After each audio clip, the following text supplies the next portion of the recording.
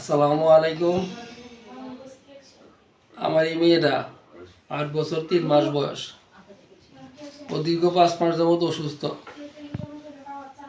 অনেক টাকা পয়সা ওর পিছনে খরচ করছি, কোনো রোগ টোগ ধরা পড়ে নাই।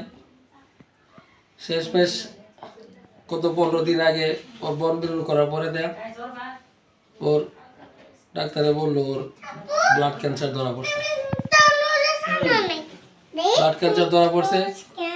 এখন পিজি হাসপাতাল শাহবাগ এনে 1 সপ্তাহ ভর্তি আছিলাম, এনে চিকিৎসা করতেছি। তারা বলছে দীর্ঘমেয়াদী প্রায় 2 থেকে 3 বছর চিকিৎসা করতে হবে। কিমো দিতেছে, আরও দিবে। আমি গরিব মানুষ, এত টাকা পয়সা চিকিৎসা করার মতো আমার নাই।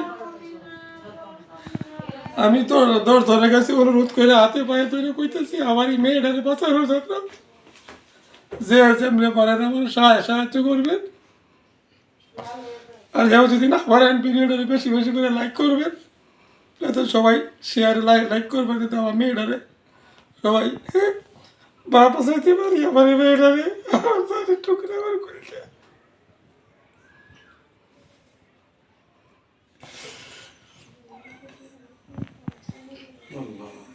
মেয়েটা মাদ্রাসায় পড়তো ক্লাস 2-তে,